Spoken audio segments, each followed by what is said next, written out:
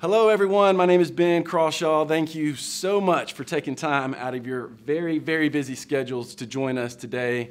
Hey, you work in the church world in any context, I know that you're busy because the demands of people, the things that you feel like you should be doing, you have a life, your personal schedule, all of that is, fighting for your time and attention, and you have taken time out of that very busy schedule to join us today. And here's what I love is that in the day and age of technology, we can put on an event like this and you don't have to, get a plane ticket, rent a hotel room, get a rental car, pay all that money, sit next to strangers that you don't want to make awkward conversation with, right? You can kind of be in the comfort of your own office or your own home and join us for this event. And I think that's awesome. And we're calling this event Thrive, and I can move the slides with an iPhone. How cool is that? Okay, speaking of technology, I just love it. So a blueprint for growing and organizing your church in 2018. Really, as we plan ahead, or maybe you're already into 2018 as you're watching this, we want to help you get organized, but really,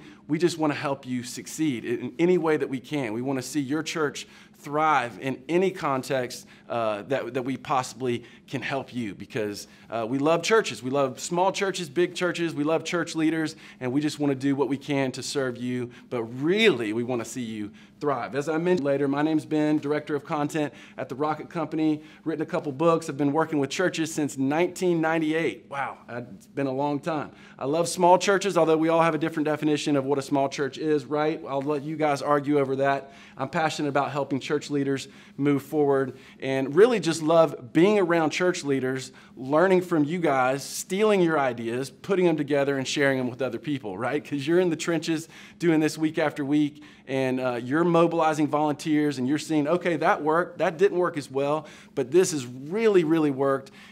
Procuring that kind of stuff and sharing it with other church leaders. I love to do that. We have an early offer for those of you who are jumping in today, and it's Preaching Rocket. You're saying, what in the world is Preaching Rocket? It's like a mixture of theology and, space technology, right? No, Preaching Rocket is a resource, a compiled resource. It's a revolutionary step-by-step system designed to take the stress and worry out of creating powerful sermons each week. Now, why would we talk about stress and worry when it comes to creating powerful sermons each week? Because we've been there, And it's like, wow, we had one or two powerful sermons, but we have to do this the rest of the year, or most Sundays of this year, we have to come up with another sermon to prepare and to preach to our congregation. That creates a lot of stress and worry. Knowing how to prepare, how to get organized, what to talk about, how to make these talks stick with people in a way that they remember them. I don't have to convince you guys who communicate week after week. Yeah, there's some stress and worry there. That's why Preaching Rocket was created. Now, how it works, it's 12 modules of online learning with easy-to-follow video, audio, and text-based training. And again, what's awesome about this is through the power of technology, you can access this content on the go, where you are. You can share it with a team. You can watch it with other communicators that you want to develop. And you can learn from people out there who are in the trenches, sharing things that they've learned over years of experience when it comes to preaching. So it's like seminary. For those of you who went to seminary, you learn from these men who've been studying theology their whole life, and that's incredible. What Preaching Rocket is, you learn from people who week after week have been practically trying to engage people, insiders and outsiders, in their congregations week after week. And that's what Preaching Rocket brings to you. What seminary brings to you from a theology standpoint, Preaching Rocket brings to you from a practical application standpoint week after week when it comes to your preaching. So I think you'll be encouraged and thrilled by how quickly Preaching Rocket can improve your sermon preparation process. And we'll talk more about this. We all know that preparing week after week, that's the grind of preaching. I think Preaching Rocket will really help. We're going to throw in a free bonus. We'll talk about that later today, but it'll be 53% off of $1,994. That's a lot of math there, worth of incredible church growth resources. You can click the offer in the chat box or go to thrivethisyear.com. Again, that's thrivethisyear.com. You can get started for $79. Click the link in the chat stream or sign up here, thrivethisyear.com. So with that being said, I want to jump into our content. Again, we talked about Thrive. It's a blueprint for growing and organizing your church in 2018. And I am now going to introduce Gavin and invite him up. This is Gavin Adams. He's the pastor of Woodstock City Church. Gavin, you come on up here. You can have a seat. How's it going? Beside me. Now, Gavin, if there is a such thing as church facility envy, but if there is, I think there's a lot of people out there that would have it if they saw your church building. Yeah, that's. I guess that's kind. Yes. We were in a portable facility for really 10 years, right at 10 years, and so a year and a half ago, you're right. We just moved into our very first permanent facility, and it's nice. I agree. It's a nice place. But you know what? We have built so many churches now within kind of North Point Ministries. We just learn from each other, and so the next one that we build would be better than ours, and so we're grateful to contribute to that. Maybe. So. Yeah, I was a part of your student ministry for a long time, coming in and communicating in the setup, tear down. I think a lot of you can relate to that. And all of a sudden, your new facility, and I went the week before, you hired Trey McKnight, your student pastor. He was incredible. And I was there, and I'm like, it's like rustic, like urban warehouse kind of feel. Yeah, I think that's what they call it. Yeah, rustic urban warehouse. I don't know what to call it, but whoever designed it, give them congratulations from all of us. It was not me, so but yeah. I will tell them. Thank you. Well, it's awesome. Thank you for your time. Hey, I'm going to get out of here, and I'll be back so in a little much. bit. Thanks, Ben. Hey, I am so excited to talk about this second kind of topic here at Thrive today. We're going to talk about how to create a thriving Sunday morning experience. I loved what Jeff just said. In fact, I was taking notes. I'm going to steal that bottom line and not give him credit either in the viewfinder as well. But the sermon part of a Sunday morning experience is a really important part.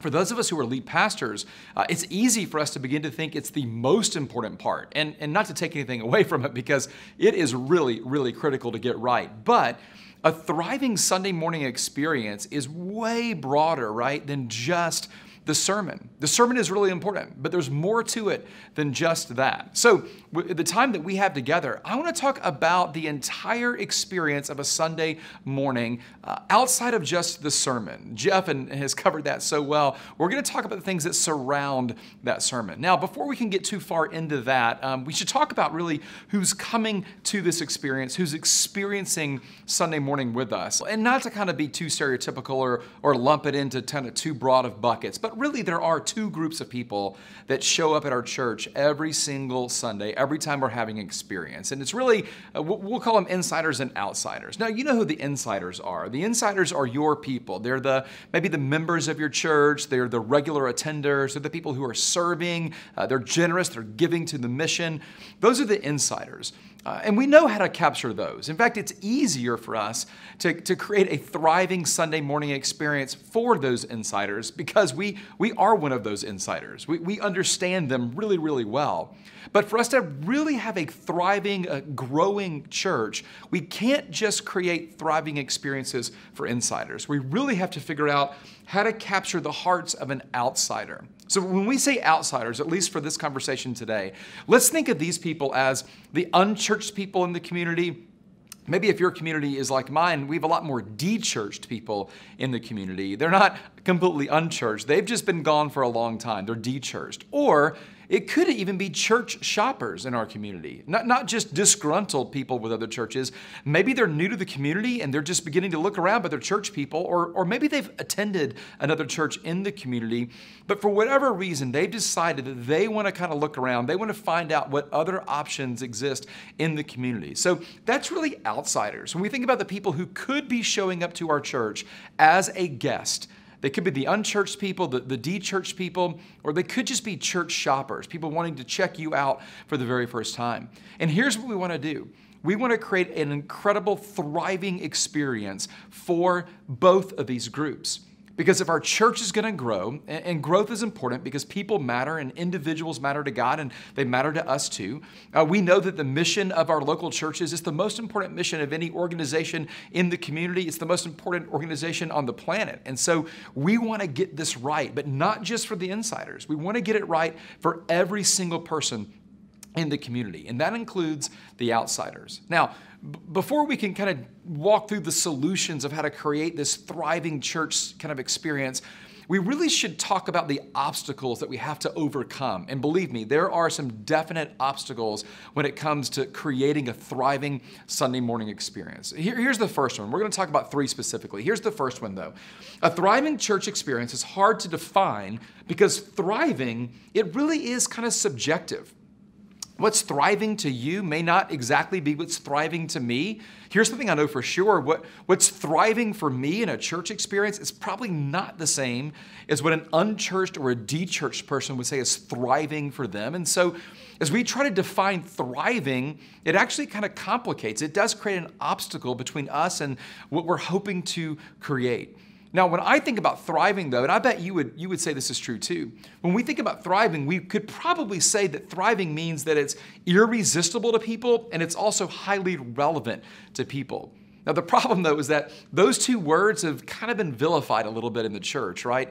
When we see those two words, we begin to think about seeker-sensitive and just some things that maybe we don't want to be or we don't want to be blamed or maybe just the baggage that comes with it we just don't want. But here's the reality. Those two words aren't bad words. In fact, those words are actually kind of biblical for what we're trying to create. Do you remember in Acts 15, it's really the first church business meeting? There's this great conversation with Peter, and the brother of Jesus, James, stands up. And remember what he says. He says that, therefore, this is my judgment, therefore, that we just don't want to make it difficult for the Gentiles who are turning to God. Now, I don't want to take it too far out of context, but basically what James, I think, is saying is that we want to make it as easy as possible. We want to remove as many obstacles as we can so that people who are far from God, as they turn to God, have the easiest path to engage with Him. And you know what that sounds like to me? It sounds like a church that is really irresistible and one that's really relevant. If we are the kind of church that's creating irresistible experiences, if it's relevant for the people who are showing up day in and day out, not only are we creating a thriving church for people, all people, not just our insiders, for all people, I think we're actually creating a biblical experience for people. I think this is exactly what God wants the church to feel like. I think He wants it to be irresistible. I think He wants it to be relevant. Now, here's the problem, though, and this is our second obstacle. When people think about the church, when they think about your church, when they think about my church at Woodstock City Church, the people who are not insiders, the outsiders, when they think about the church, they don't think irresistible. They don't think relevant. And the reason is because they've probably been to churches before. And too many churches are resistible, and too many churches are irrelevant. And the reason is because they begin to think so much about that insider category. It's the natural drift of every organization in the church as well, to drift towards the insiders. And when we begin to think about keeping people, and we begin to think about kind of the drift to creating experiences that our insiders will love, what we accidentally do is leave out all the church shoppers. We leave out the unchurched, the de-church, who are showing up to our churches every single week. And they're walking in and they're thinking, you know what? It's exactly what I thought. I had a preconceived idea of what I thought this church was about, and what I've observed is exactly what I thought. It's kind of resistible, and it's definitely not helpful for me. It's really irrelevant for me. And the biggest problem with this obstacle is that every single person, whether they've been to your church or not, thinks they understand what your church is about. We're going to get to that in a minute. But every single person is not walking in with a clean slate. They're all walking in with a perception of what you and your church is about. And so if they're going to walk in thinking that, we're going to have to overcome that obstacle if indeed we're really going to create that kind of thriving church experience. Now, one more obstacle we have to deal with, and it's just simply this, that we all tend to create, and I mentioned this a little bit earlier, we all tend to create what we like and what we know. If you think about anything that you've ever created before, you probably created something that you like, and you probably created something that you know. Growing up, well, I guess I still am, but growing up, I was more of an artist. I don't do it as much now, but I loved drawing. But when it came to art, I really was more geared towards pen and ink and more crisp kind of things. And so whenever I was forced to do watercolor, I hated it. In fact, in high school, I took a 0 on an art project because I was so anti-pastels. Now, I got to tell you, that was not the right way to do it, but it proves the point. We all drift to things that we like and things that we know. Now, here's the problem, and maybe you've already figured this out. You're probably a church person, right? If you're a pastor, You're probably a Jesus follower. You're probably a church person. You've probably grown up in the church. And so when you begin thinking about creating a thriving Sunday morning experience, here's what I bet you do, because I know I do too. I go to what I like and I go to what I know.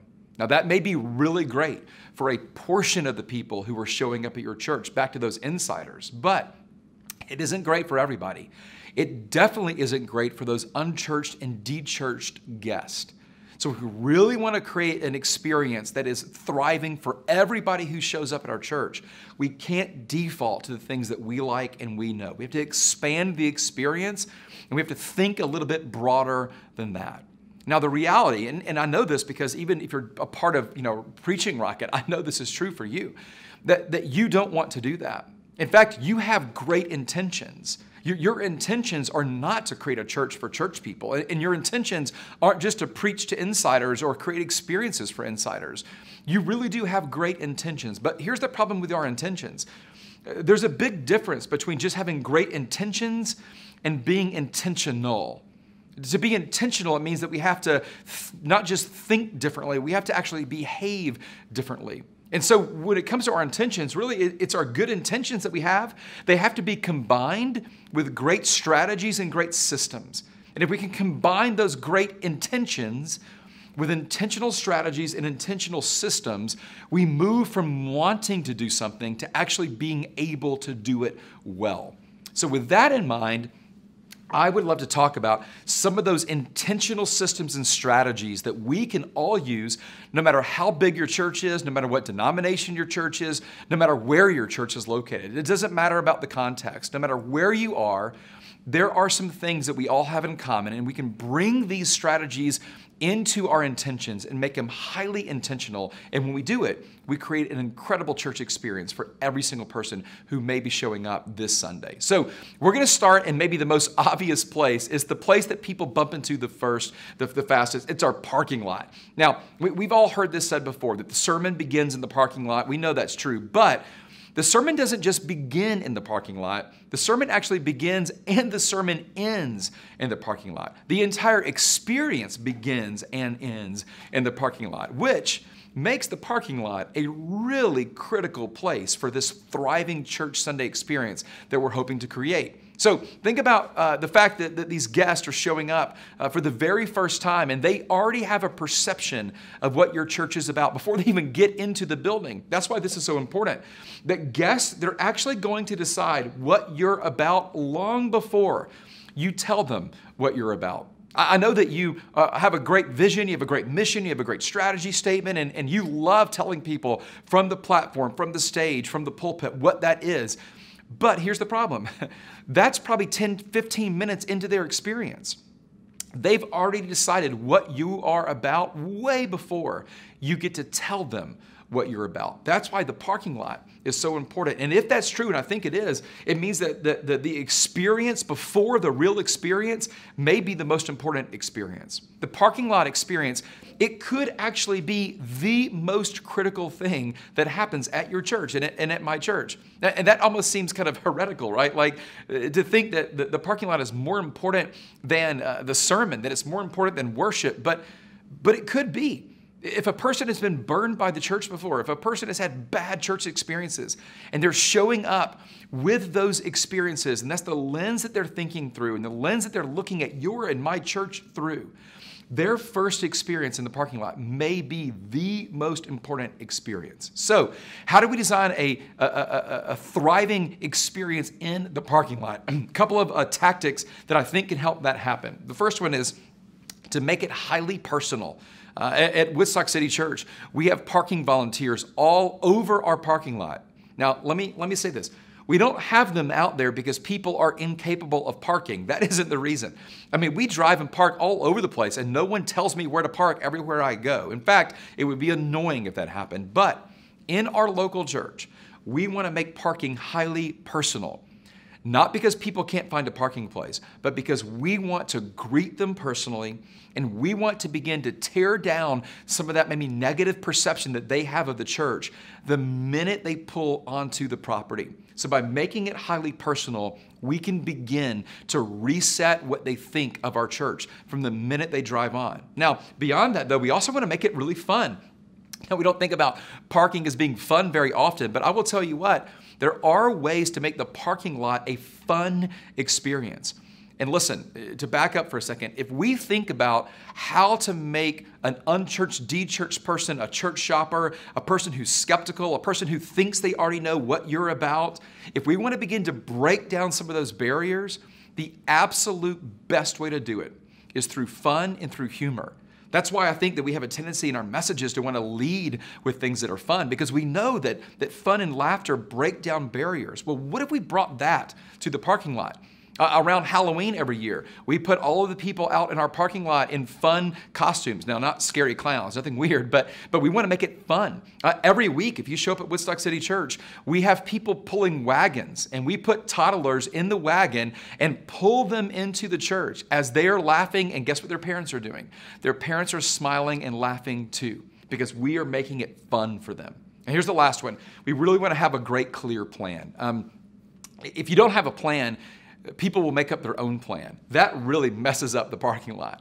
So we want to have a really clear plan, and we want to make it a consistent plan. So every time they show up, it's the same experience in the parking lot. Those tactics can turn your parking lot into a really great first impressions experience. Now, of course, after they park, they're going to walk in, and the next kind of area that we have to pay attention to in this big experience is the entry points in the hallways. When you think about the entry points, I like to think about them kind of like I do the entry point into my home, the front door.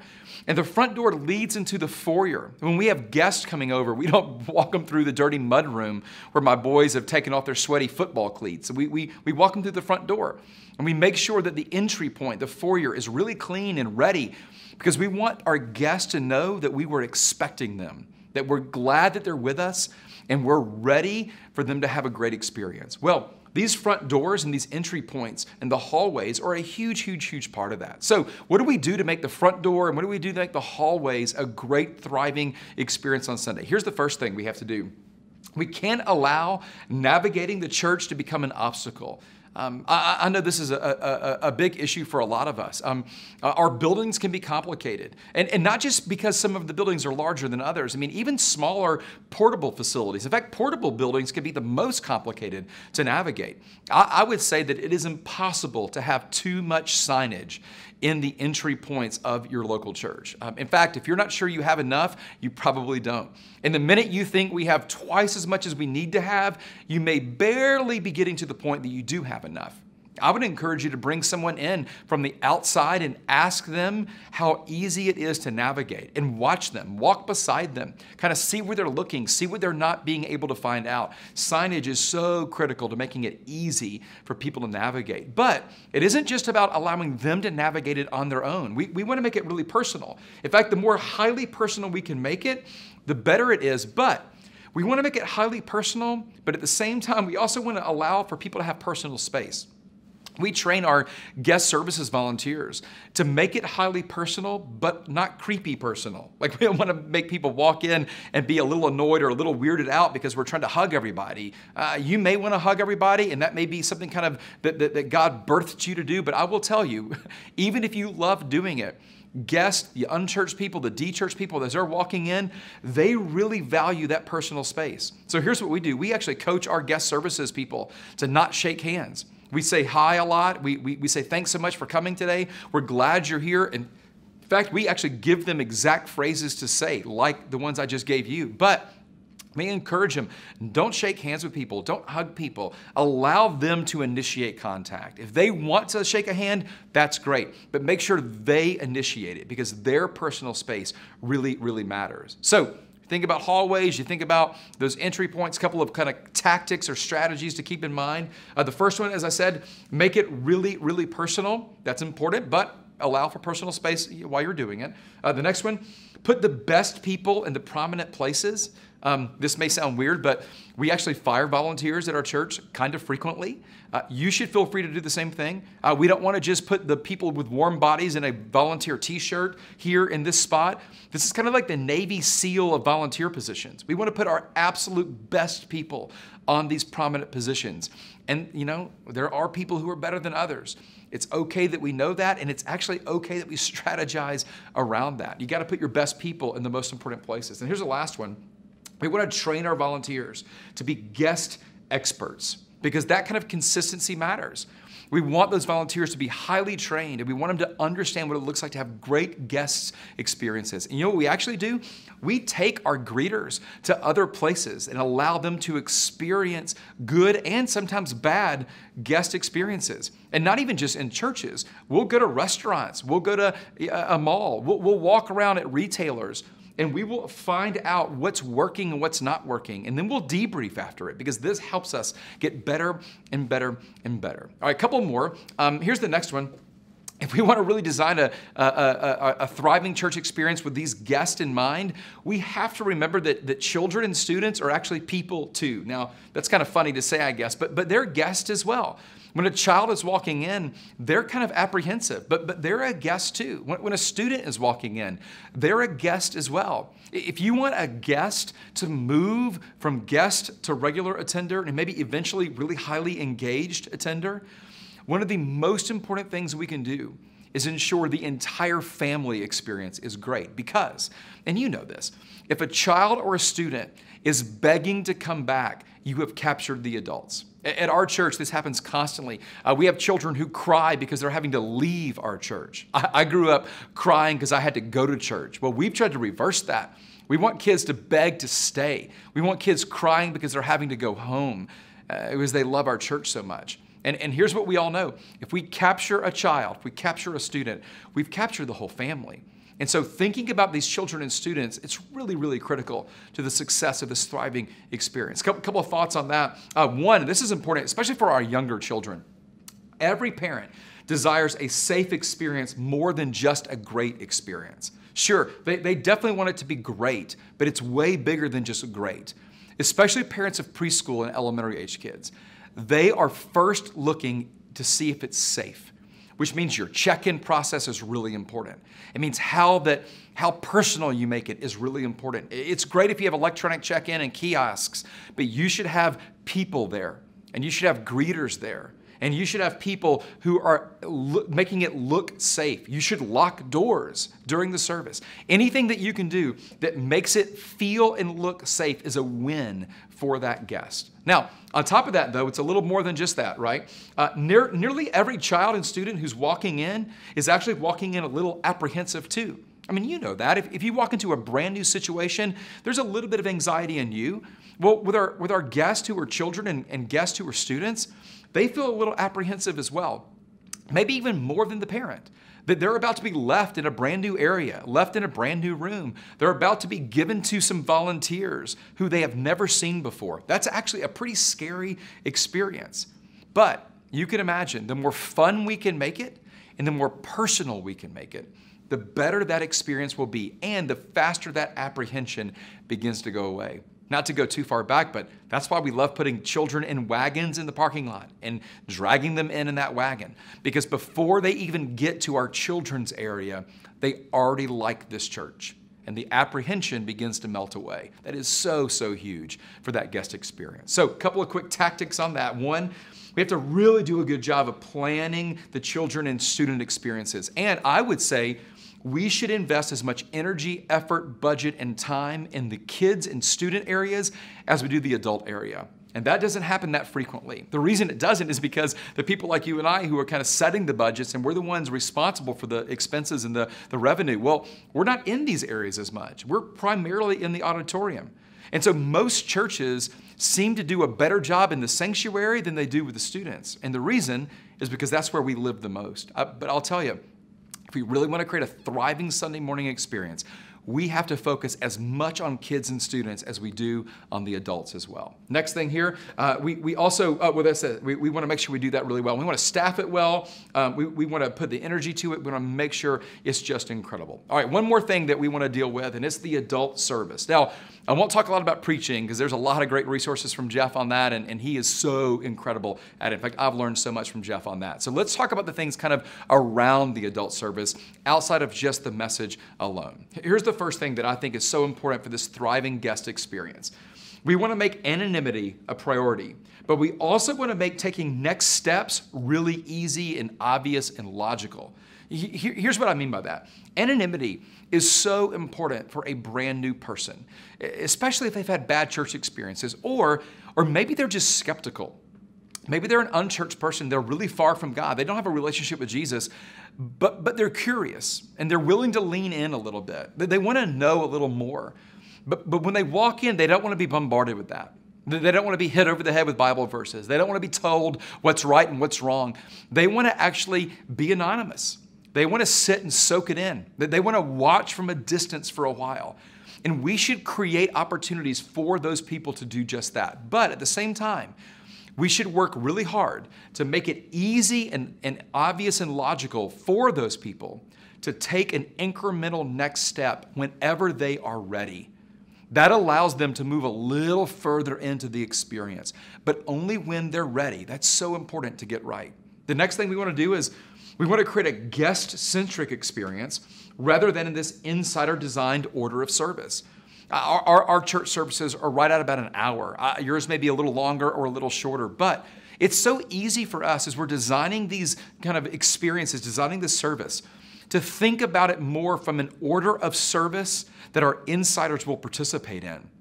And sure, it's going to have an order to it. It should have some structure and some strategy. But I think we are way better off when we think about the guest-centric experience rather than just the insider order of service. If you kind of stopped for a minute and thought about the Sunday that you're getting ready to plan right now, what does the hour look like for you? Is it an entire kind of threaded, cohesive experience? Or is it more designed for the insiders to kind of step through the different segments? If that's how it is, well, those guests just aren't going to have the experience that you probably really want them to have. That's an important thing to figure out. Next thing is we want to make everything outsider comprehensible. I really love that word. In fact, we talk a lot about not being seeker sensitive. We want to be seeker comprehensible. And so when people say that our church is shallow, we're not deep enough, we go, no. It's incredibly deep. It's just comprehensible. And I think that is so important for creating a church that is fantastic for the guest in mind, for those unchurched, de-churched people. If an unchurched person can experience your church service and walk out and say, I don't know that I believe everything, but I really liked those people and I know what to do with what I heard. Now, I'm not sure I'm going to do it, but it was comprehensible. It made sense. I understood it. Man, that is a huge part of a thriving Sunday morning experience. Another one, we can never forget that every service has 3 elements in it. It has to have these 3 elements. There are navigation moments, there are inspiration moments, but there are also reiteration moments. Now, in a sermon, you probably go through those as well, but in the overall experience, again, for us, this is our experience. In this overall experience, we always begin with some version of navigation. And I'll tell you why. Guests are walking in, and they're wondering a few critical questions. They're wondering, what is this place about? But that isn't what they want to know the most. Do you know what they want to know the most? They want to know, how long am I going to be here?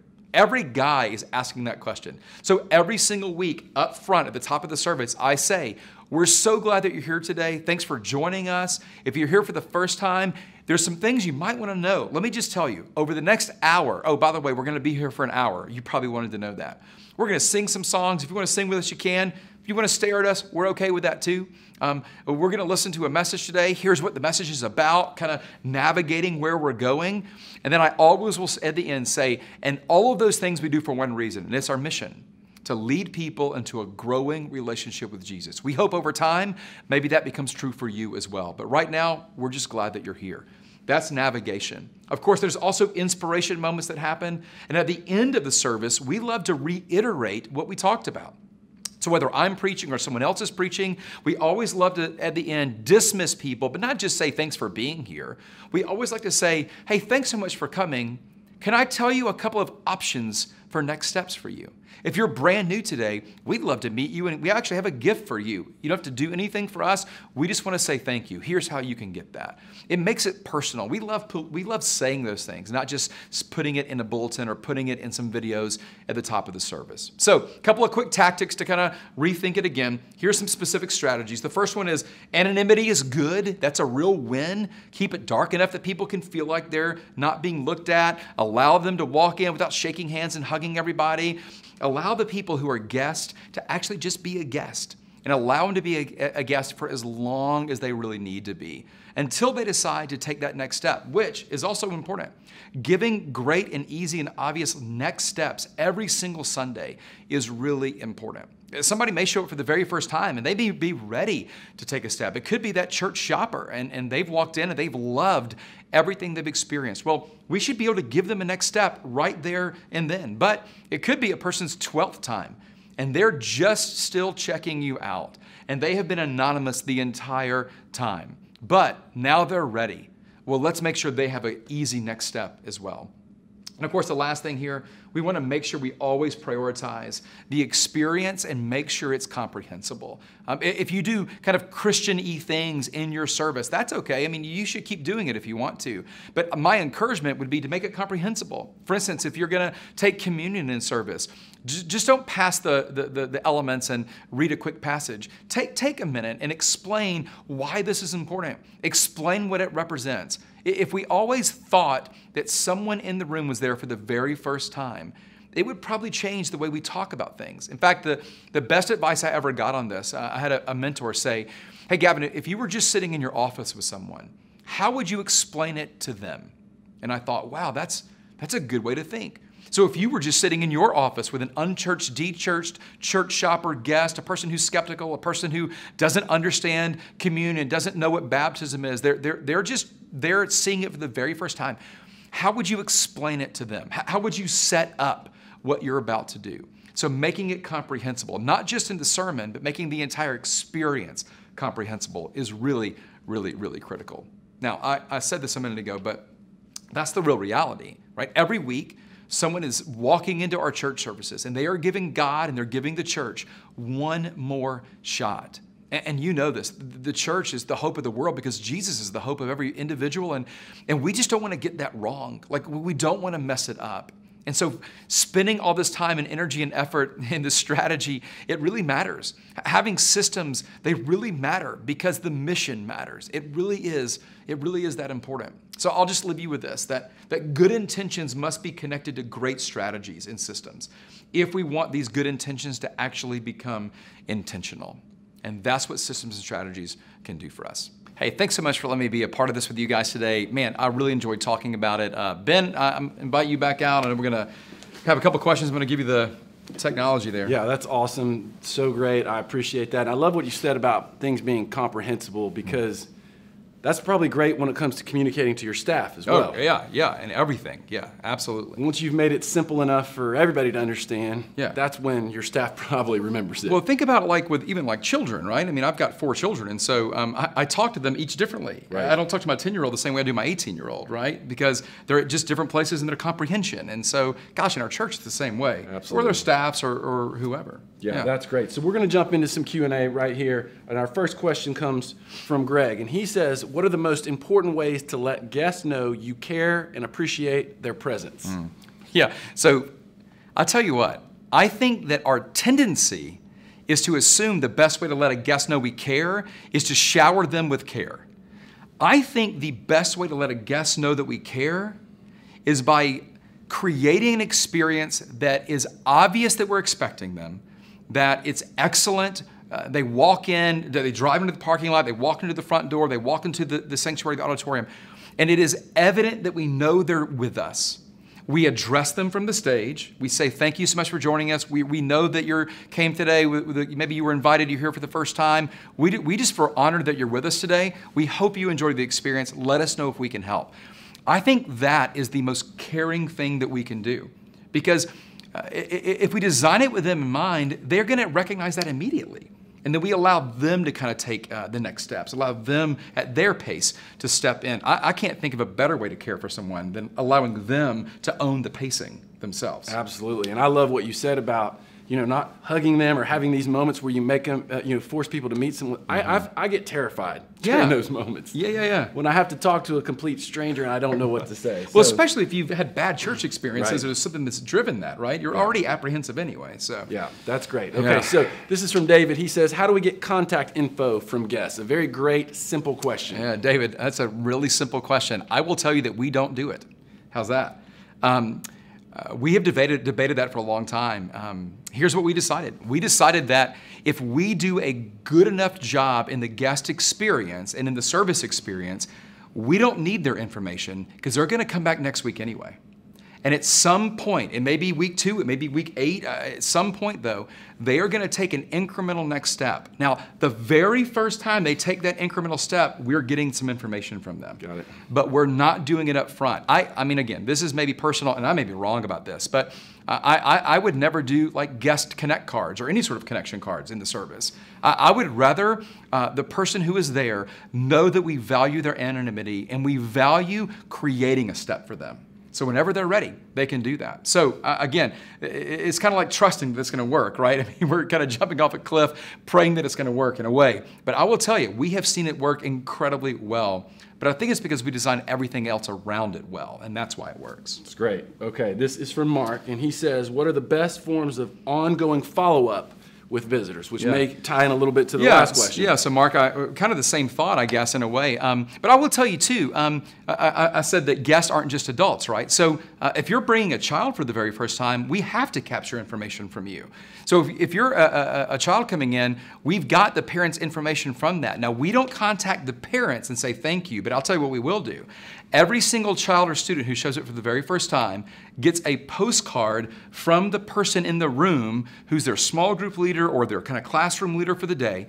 And again, I'll tell you, if you're a second grader and you get a postcard in the mail from someone, you don't get mail anyway as a second grader, right? Or a 4 or 5-year-old. So you can imagine this kid getting something that's a follow-up from the place they just went to, and they already had a good experience. Now they're being invited back. They're being told that we love the fact they were there. Well, it's over. The mom or the dad, it's over. They're going to come back as well. So our follow-up process is more like that. Now, of course, anybody who wants to take a step, no matter how small it is, we're going to capture information from them, and we're going to be really good at following up. In fact, we say within 48 hours after contacting us in any way, you have to be contacted back, responded to. But again, we're going to allow that person to own the pacing. I love it. I love it. Okay, next question. Sue asked this, okay? Or she says, our church was built in the 80s. Which I love the 80s. Right? I'm good with that. Yeah, you love the 80s. Yeah. Back then it was contemporary, okay? Now these days we've made several updates. The results are positive. Young families are coming, but tradition is still so important to many people. Should I throw out all liturgy? Is it a sacred cow, or is it time to remove it? Sue, you may be asking the wrong person about this. I'm so anti-sacred cow anything. But I think that's because the more I have studied about the life of Jesus in the early church, the only thing sacred was Jesus and the truth of a resurrection. I mean, outside of that, everything else seemed to be okay, to be fluid, to be a little more liquid. So, but let me also say this. I think it is completely acceptable to have versions of tradition and things like that in the service. I just think where we miss it the most, Ben, is when we don't explain it. Like, it's really okay to do communion. It's just not okay to do communion without explaining why and what it is. Like, we do baptism all the time in our churches, which, I mean, think about how weird that is. Like, we're dunking adults underwater. I mean, who does that, right? It's weird. So we don't just dunk them underwater. We say, hey, we love people publicly declaring what God has done in their heart. And this may be weird for you, but we're going to dunk them underwater, because that's what happened 2,000 years ago, and it represents something powerful in their heart.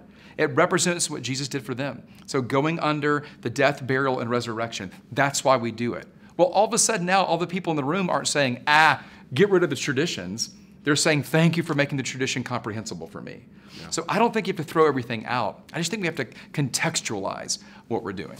That's great. Gavin, thank you for being here so much. Appreciate your time. Thanks so much. So in this Thrive event, we've been talking about your guest service experience, your worship service experience from parking lot to parking lot, and we've been talking about preaching. As we said, preaching is the #1 factor for many people deciding or choosing a church. So thrivethisyear.com, as we've mentioned earlier, is a great place to jump in with Preaching Rocket. We have an incredible bonus, the Sunday morning systems that really talk about a lot of the stuff that Gavin talked about. I call it pulling in the parking lot, walking in, dropping off, sitting down, picking up, walking out, driving off, okay? That's the experience for people when they get to your church. In the parking lot, the lobby, dropping off their kids, sitting down in your worship service, picking up their kids, walking out, driving off. We talk about all of that in Sunday morning systems because it's all important. Now, when it comes to Preaching Rocket, who Preaching Rocket is for. If you're wondering, is this for me? Pastor number one, I'm brand new. I want a solid foundation.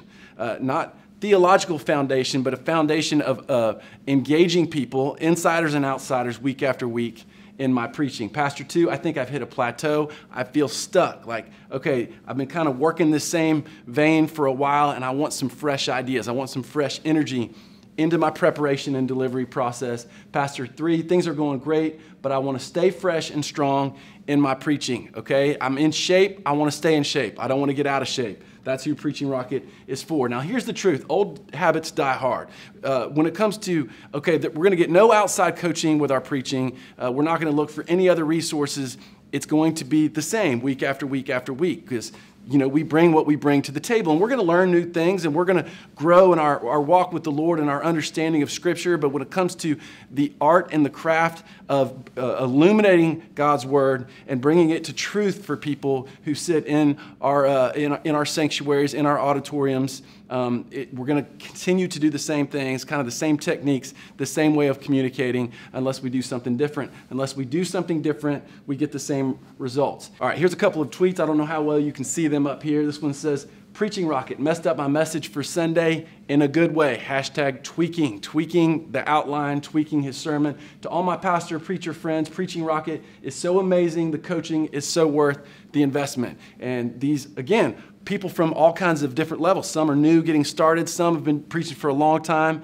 They just feel stuck or they want some fresh ideas. Now, what you're going to get when you jump in today is Preaching Rocket, which is the coaching modules, audio, video. You have reading education designed by pastors, for pastors. And then at the store price, that's $997.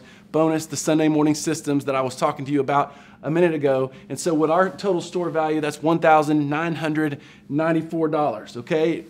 These are the modules of Preaching Rocket. You have things like how to deal with criticism, preaching to the unchurched, first 5 minutes, becoming a master of stories and illustrations, how to improve your sermon prep process, total value on that, $3,520.